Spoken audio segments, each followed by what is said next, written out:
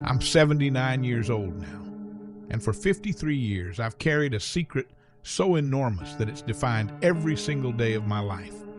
In the woods behind my property in Northern California, hidden from satellites, hikers, and government surveillance, lived a creature that science claimed didn't exist.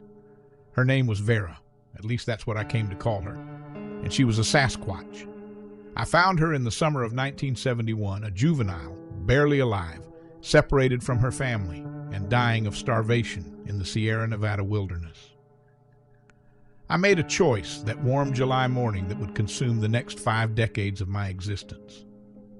This is the story of how an ordinary forest ranger became the secret guardian of something impossible, and why after 53 years the federal government finally discovered what I'd been hiding. And what they did when they found out changed everything I thought I knew about truth, protection, and what it means to be human. July 1971.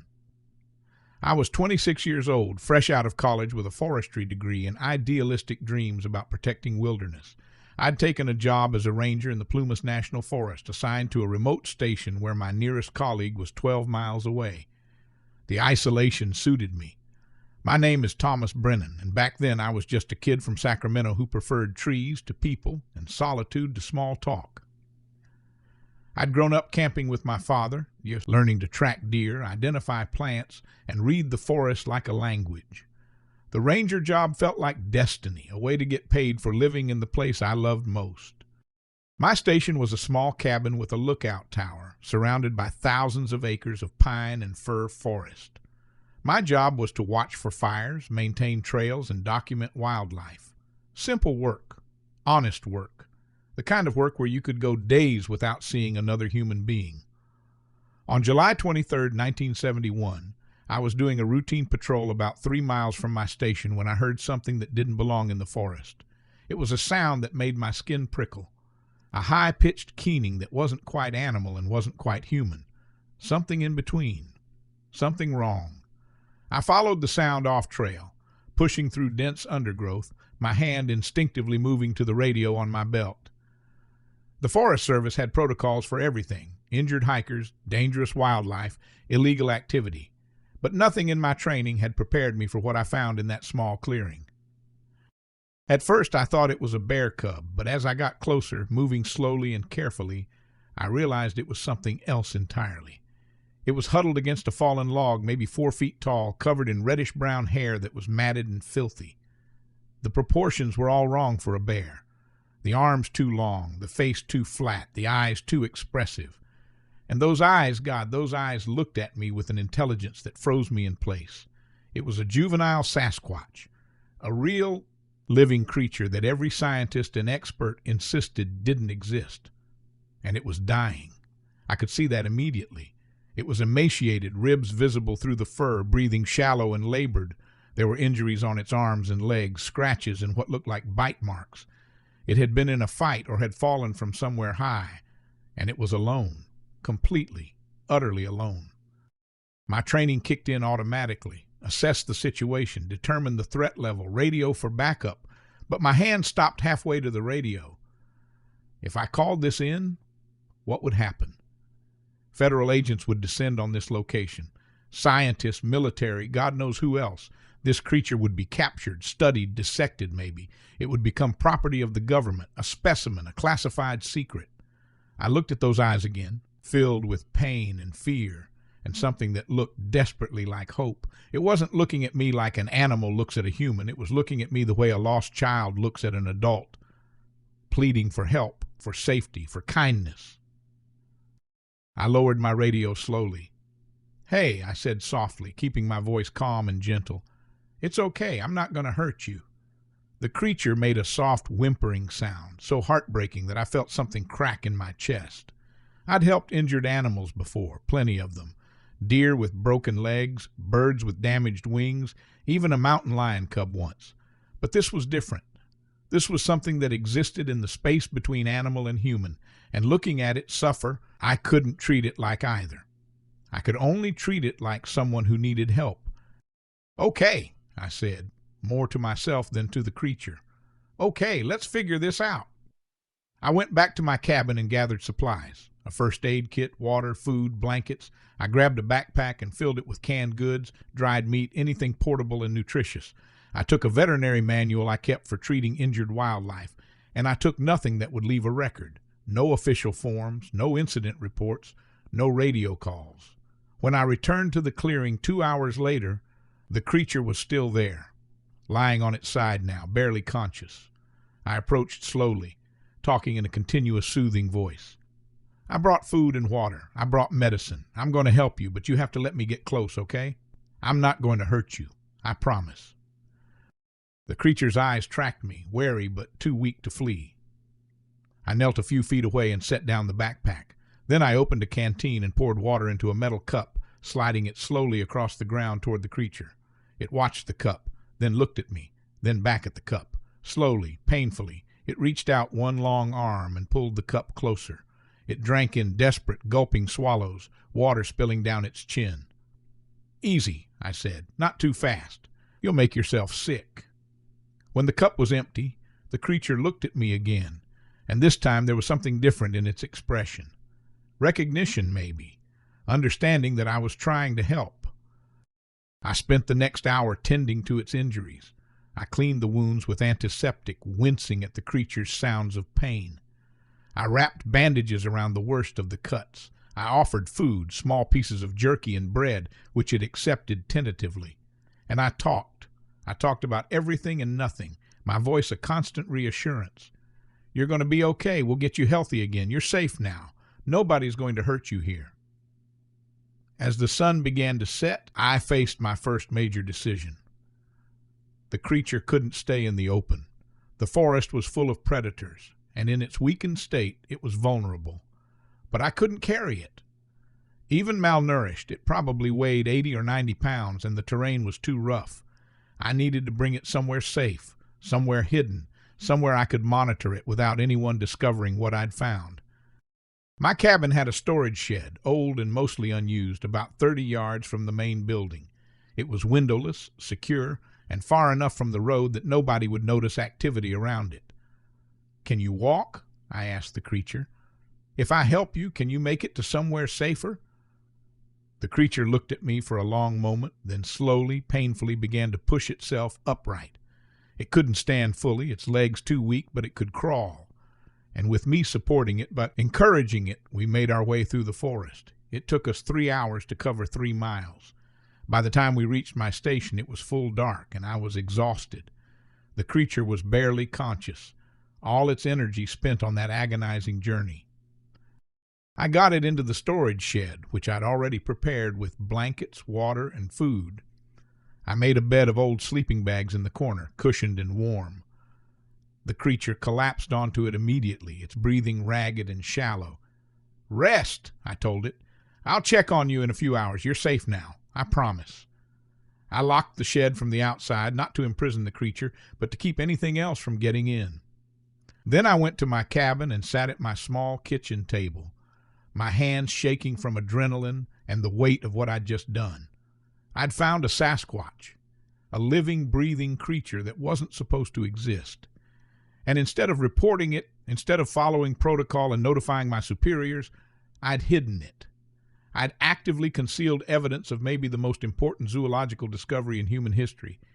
And I'd done it because looking into those eyes, I couldn't bear to see them filled with the terror of captivity. That night I barely slept. I kept thinking about what would happen if someone found out. I'd lose my job, certainly, face criminal charges, probably. But more than that, I kept thinking about what would happen to the creature. Would it be caged, experimented on, displayed like a trophy? The thought made me sick. At dawn, I checked the shed. The creature was awake, watching the door with wary eyes as I entered. But when it saw me, something in its expression softened. It recognized me. Remembered that I'd helped. "Morning," I said, as if greeting an injured hiker. "Let's check those bandages, see how you're healing." Over the next week, I fell into a routine that would define the next 53 years of my life. I'd wake before dawn and check on the creature before starting my official ranger duties. I'd bring food and water, change bandages, clean the shed. During my daytime patrols, I'd gather wild berries and edible plants that the creature seemed to prefer. In the evenings, I'd spend hours in the shed tending to the creature's needs and trying to understand what I was dealing with. The creature was female. I'd determined that while treating her injuries. She was young, probably the equivalent of a human 8 or 9-year-old based on her size and behavior. And she was remarkably intelligent.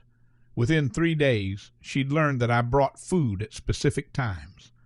By the end of the first week, she was responding to my voice, becoming calm when I spoke and agitated when I was silent too long. I started calling her Vera, after my grandmother who'd raised me after my parents died. My grandmother had been tough, resilient, and gentle all at once, and somehow the name fit this creature who was surviving against impossible odds. Vera seemed to accept the name, her eyes tracking me whenever I said it. By the second week, Vera's physical condition had improved dramatically. The wounds were healing. She was gaining weight, and she could stand and walk around the shed without support.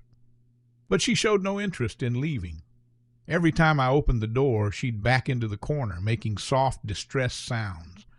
She was terrified of the outside, of being alone again. I began to understand what had happened to her. She'd been separated from her family, probably during some kind of accident or attack. Young and inexperienced, she couldn't survive alone in the wild. Other predators had injured her, and starvation had nearly killed her. She'd been dying when I found her, and some instinct had kept her in that clearing, waiting, hoping that something or someone would help. And I had, but now what? I couldn't release her back into the forest. She didn't have the survival skills. Her family was gone, location unknown. She'd die within days if I let her go, but I also couldn't keep her locked in a shed forever. She needed space, enrichment, stimulation. She needed a life, not just survival. In August 1971, I made a decision that would require years of careful execution. I would build Vera a proper home, hidden and secure, where she could live safely without discovery.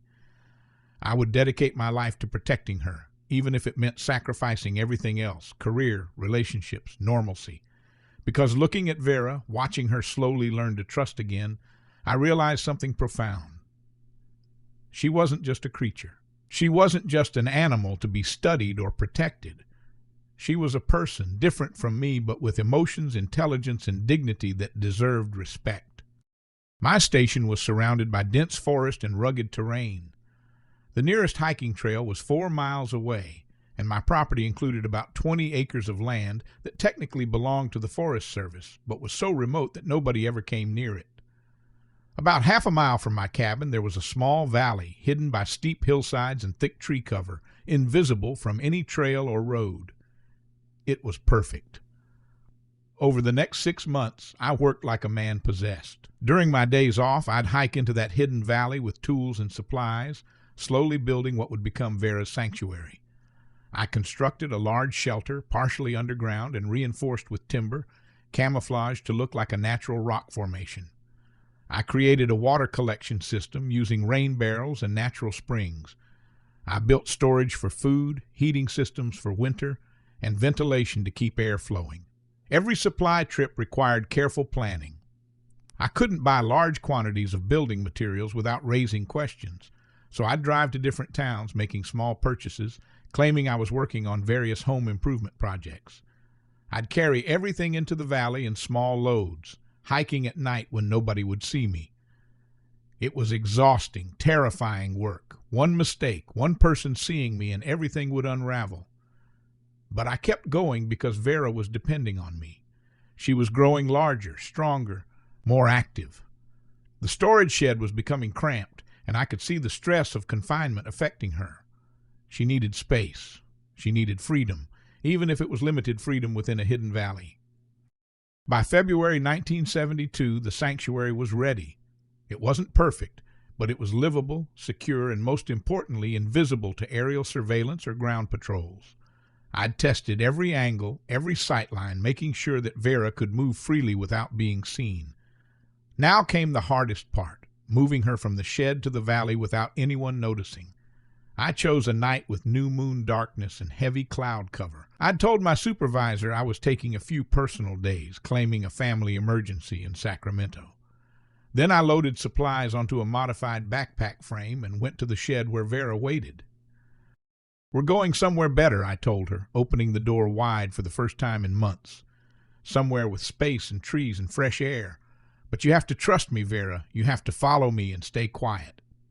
Vera looked at the open door, then at me, then back at the door. For a terrifying moment, I thought she'd bolt, disappear into the forest, and vanish forever. But instead, she stood slowly and moved toward me, stopping just close enough to touch. Then she placed one hand, so much larger than mine, gently on my shoulder. It was the first time she'd voluntarily touched me, a gesture of trust, of understanding, of companionship. We made the journey to the valley over 4 hours, moving slowly through the dark forest. Vera stayed close to me the entire time, occasionally making soft sounds that I'd learned meant she was nervous or uncertain. I kept talking, reassuring her, guiding her through the difficult terrain. When we finally reached the valley and I showed her the shelter I'd built, she stood at the entrance for a long moment, just looking. Then she went inside, exploring every corner, touching the walls, examining the food storage, the bedding, the small wood stove I'd installed. When she came back outside, she looked up at the sky, visible through the tree canopy, and made a sound I'd never heard before. Not distress, not fear. Something else. Relief, maybe, or gratitude. She turned to me, and in the dim starlight I could see something in her expression that looked almost like joy. "This is home now," I said. "I'll come every day. I'll bring food, fix anything that breaks. You're safe here, Vera. I promise you're safe." And so began 53 years of the most extraordinary secret guardianship imaginable. From 1972 to 2024, I protected Vera, cared for her, and watched her grow from a traumatized juvenile into a mature adult Sasquatch. Every single day, without fail, I made the journey to her valley. I brought food, supplies, medicine when she was sick.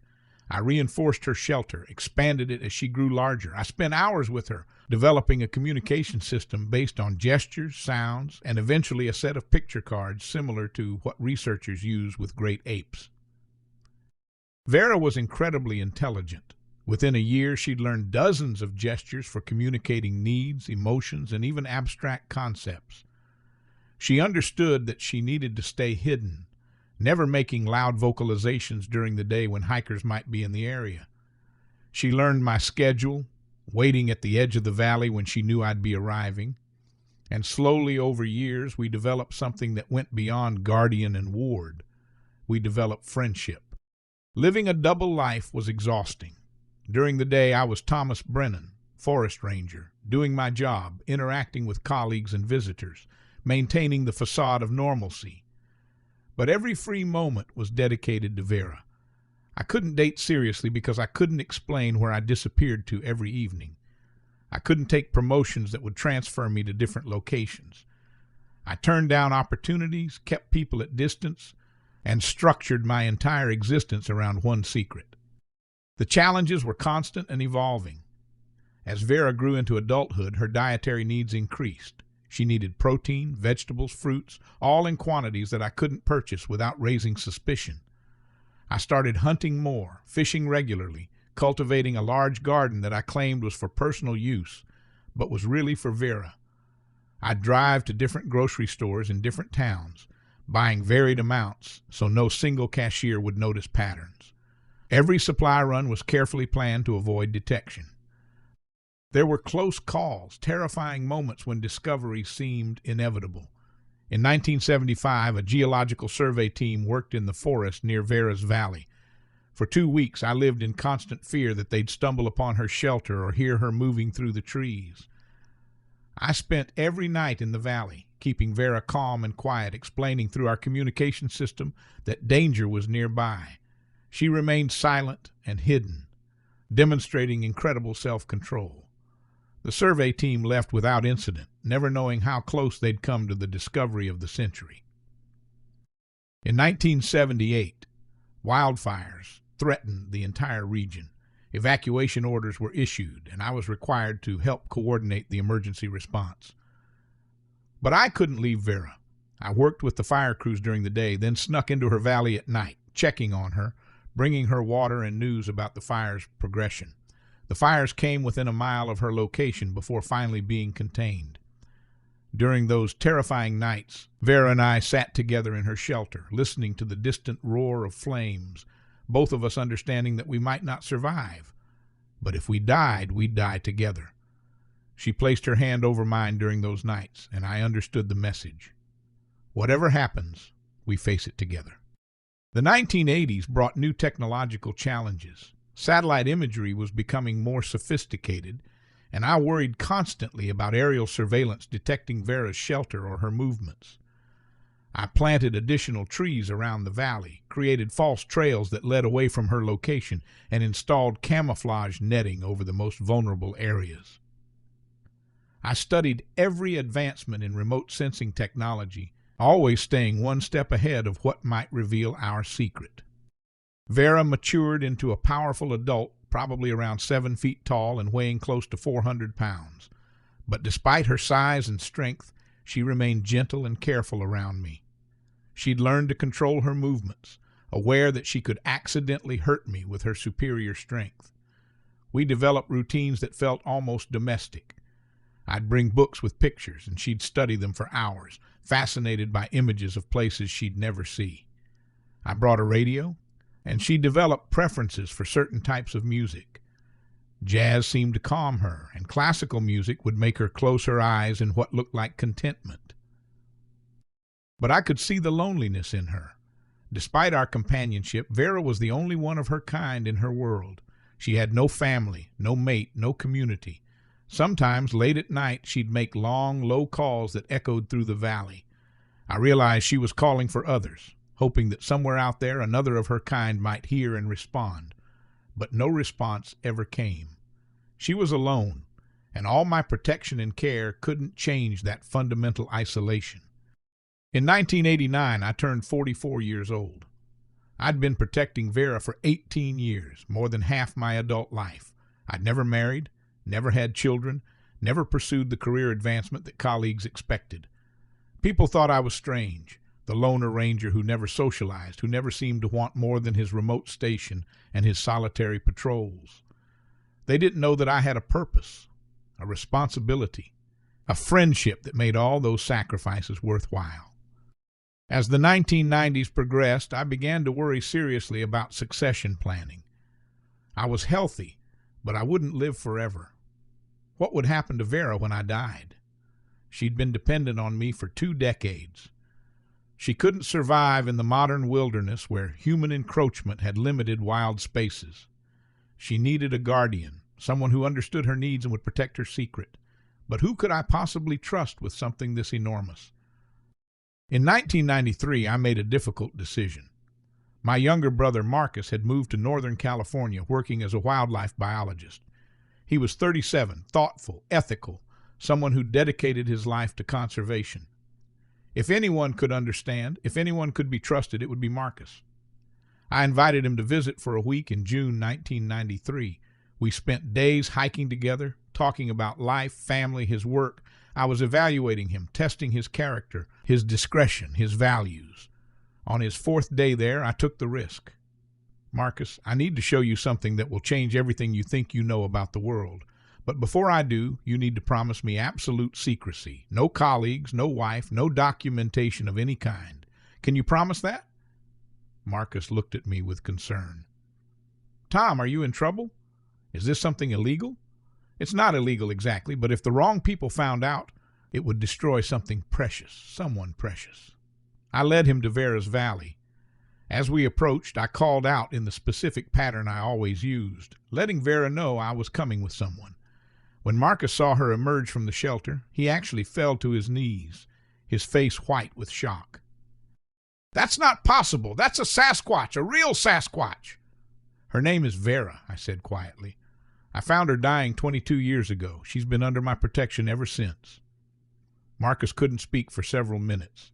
He just stared as Vera watched us from a safe distance, wary of this stranger. Finally, he turned to me with tears in his eyes. Tom, do you understand what this means?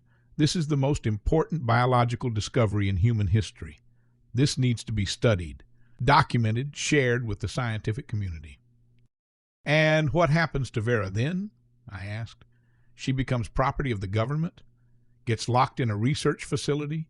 spends her life being poked and prodded and studied like a lab specimen. She's not a discovery, Marcus. She's a person. She has emotions, intelligence, preferences. She deserves dignity and privacy, not fame. We argued for hours. Marcus understood the scientific importance but couldn't reconcile it with what he was seeing, a living, thinking being who clearly had a bond with me. When Vera cautiously approached, reaching out to touch the picture card I'd brought showing two people meeting, using it to ask who this stranger was, Marcus saw the intelligence in her eyes.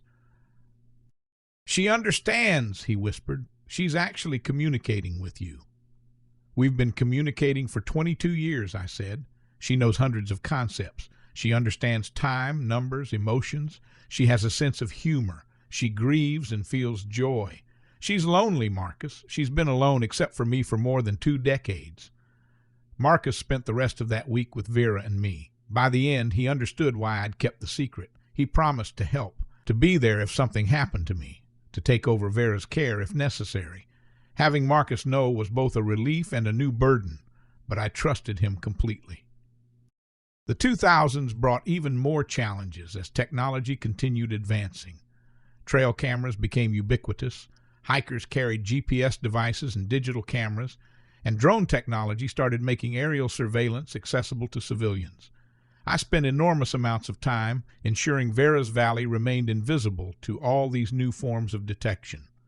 I installed motion sensors around the perimeter to alert me if anyone approached. I created elaborate false trails and signs that led curious hikers away from her location. Vera was aging now, moving into what I estimated was middle age for her species. She'd developed arthritis in her hands, and her movements were slower, more careful. I brought her medication, learned to make herbal remedies from forest plants that seemed to help with her pain. We'd spent 30 years together by then, more than half her life, and certainly more than half of mine. We were family in every way that mattered. In 2008, Marcus brought his daughter, Elena, into the secret. She was 24, working on a PhD in anthropology, and Marcus believed she could help document Vera's existence in ways that would protect her if anything happened to both of us. Elena was overwhelmed, but adapted quickly, spending months learning to communicate with Vera, documenting her behaviors and intelligence with scientific precision. "Uncle Tom," she said one evening, "Vera exhibits all the markers of personhood that we use in anthropology: self-awareness, complex communication, tool use, emotional depth, cultural knowledge that she's taught you about her species. By every meaningful definition, she's a person, not just a clever animal." "I've known that since the day I found her," I replied. "The world just isn't ready to accept it." The 2010s saw increasing pressure on the national forests. Budget cuts meant fewer rangers covering larger areas, which gave me more freedom, but also meant less security. Development projects kept encroaching closer to Vera's Valley. In 2014, a logging company proposed a project that would have come within half a mile of her location. I fought it through every bureaucratic channel available, eventually getting the area designated as critical habitat for an endangered salamander species, which halted the logging. Vera never knew how close she came to discovery. By 2018, I was 73 years old, officially retired from the Forest Service, but still living in my cabin through a special arrangement with the park management. Vera was in her mid-50s, moving slowly, sleeping more, eating less. We were both getting old, facing the reality that our time together was finite. I'd spent 47 years protecting her, hiding her, ensuring her safety and dignity, and I'd do it all again without hesitation. But in 2021, something changed. The federal government announced a comprehensive forest survey using advanced LiDAR technology and thermal imaging to catalog every structure and large animal in the national forests. It was presented as a conservation effort, a way to protect endangered species and monitor ecosystem health. But I knew what it really meant. Vera's shelter would be detected. Her thermal signature would be recorded. After 50 years of secrecy, technology had finally advanced beyond my ability to hide her. I had 3 months before the survey reached our area. Marcus, Elena, and I held an emergency meeting to discuss options. We could try to move her, Marcus suggested. find somewhere more remote, further from survey areas. She's 50 years old, I said. She's lived in that valley for 5 decades. The stress of moving her could kill her, and there's nowhere truly remote anymore, nowhere that these sensors won't eventually reach. Then we go public, Elena said. We control the narrative, document everything ourselves, and announce her existence before they discover her. And what happens to her then? I asked, the question I'd been asking for 50 years. She becomes the most famous creature on Earth. Scientists, government agents, media, they'll all want access. She'll spend whatever time she has left being studied, filmed, documented. She's spent her entire adult life in peaceful seclusion. I can't let her final years be chaos. We argued for hours, but there was no good answer. Every option involved losing control of Vera's story, exposing her to exactly what I'd protected her from for 5 decades. In the end, I decided to let it happen. The survey would detect her shelter, federal agents would investigate, and I would cooperate fully. After 53 years, the secret would finally be revealed not by my choice, but by technology's inevitable advance. On October 12, 2024, the survey aircraft passed over Vera's valley. I watched from a ridge nearby, knowing that in some computer somewhere, analysts were seeing anomalies. An artificial structure in a supposedly pristine wilderness. A large heat signature that didn't match any known species profile. I had maybe a week before investigators arrived. I spent that week with Vera, explaining through our communication system that strangers would be coming, that things were about to change, that I would protect her as best I could, but that our hidden life together was ending. She seemed to understand. She'd lived long enough to know that nothing lasts forever. On October 19th, 2024, they came. Federal agents from multiple agencies, wildlife officials, scientific advisors. They surrounded my property in Vera's Valley simultaneously, moving with military precision. I was waiting at my cabin when they arrived, sitting on the porch with 53 years of journals documenting every day of Vera's life under my care. The lead agent, a man named Director James Patterson from the U.S. Fish and Wildlife Service, approached with a mixture of authority and what looked like barely contained excitement. Mr. Brennan, we've detected anomalies on your property that require immediate investigation. We need your full cooperation. I know what you found, I said calmly, and I'll cooperate completely. But before you go charging into that valley, you need to understand what you're dealing with. She's not just a creature. She's not just a specimen for study. Her name is Vera, and she's a person. She's intelligent, emotional, and she's been under my protection for 53 years. If you want access to her, you'll treat her with the respect and dignity she deserves. Patterson stared at me. You're saying you've been hiding a Sasquatch for 5 decades, knowingly concealing a major zoological discovery from federal authorities? I've been protecting a living, thinking being from becoming a government science project, I corrected. Now, are you going to arrest me? Or are you going to let me introduce you properly so you don't terrify her? What happened next would have seemed impossible 53 years earlier when I first found Vera. Patterson, to his credit, listened. He agreed to let me accompany them to the valley, to introduce them gradually, to prioritize Vera's well-being over their excitement at the discovery. When we reached the valley, I used my familiar call pattern. Vera emerged slowly from her shelter, saw me surrounded by strangers, and her posture immediately became defensive. But I spoke to her in our usual way, using gesture and tone to communicate that these people weren't threats, that I was still here, that everything would be okay. Patterson and his team watched in absolute amazement as Vera and I communicated, as she gradually relaxed at my reassurance, as she even demonstrated some of her learned behaviors, responding to picture cards, showing her understanding of numbers and basic concepts. This is extraordinary, Patterson whispered. The level of intelligence, the communication system, the bond between you. Mr. Brennan, this changes everything we thought we knew about this species. She's not a species, I said firmly. She's an individual. Her name is Vera. Use it. What followed were weeks of intensive negotiation. The government wanted to study Vera, document her thoroughly, potentially relocate her to a secure research facility. I refused everything unless Vera's autonomy and dignity were guaranteed. Marcus, Elena, and eventually a team of ethicists, lawyers, and anthropologists got involved in what became a landmark case about the rights of non-human persons. The debate raged through media and academic circles. Was Vera an animal to be studied or a person with rights? If she demonstrated intelligence and emotional complexity comparable to humans, did she deserve legal personhood? Could the government claim ownership over a thinking, feeling being? The discussion went all the way to federal courts. In January 2025, after months of testimony, including extensive documentation of Vera's intelligence and our 53-year relationship, a federal judge made a historic ruling. Vera was granted limited personhood status, the first non-human individual in U.S. history to receive such designation.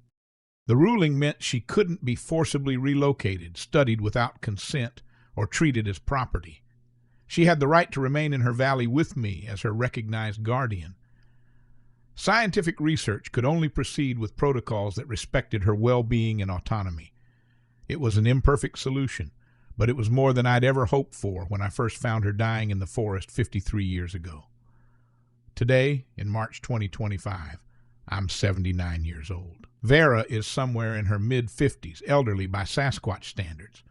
We still live our quiet life in the valley, though now with authorized observers who document her behavior while respecting boundaries we've established. Marcus and Elena help coordinate the research, ensuring that Vera's dignity remains paramount. Scientists come to observe, but they must follow strict protocols, limited numbers, quiet observation, no invasive procedures. Vera has learned to tolerate them, though she clearly prefers when it's just us, the way it's been for 5 decades. The world now knows that Sasquatch exists, that at least one individual survived into the modern era, living secretly under protection of a forest ranger who chose her well-being over fame or recognition. Some call me a hero. Others say I obstructed important scientific research for 53 years. I don't care about either judgment. I did what I believed was right. I found a young creature dying in the forest, and I gave her a life of safety, dignity, and peace. I protected her from becoming a spectacle or a science experiment, and in return, she gave me 53 years of the most extraordinary friendship imaginable, teaching me that intelligence and personhood come in forms we barely understand, and that sometimes the most important discoveries are the ones we keep secret to protect what matters most.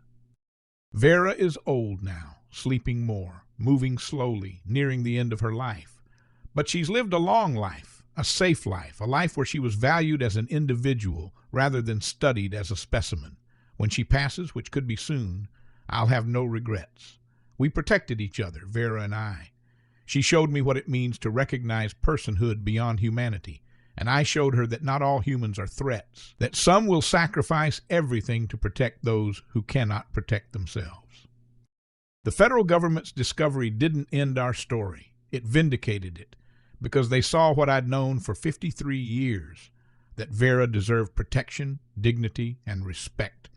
And now, in her final days, she has all three, not hidden away in shame, but recognized, protected, and valued as the extraordinary individual she's always been. Some secrets I learned aren't kept because they're shameful. They're kept because the world isn't ready for them. And sometimes, if you keep them long enough, the world changes enough to finally understand.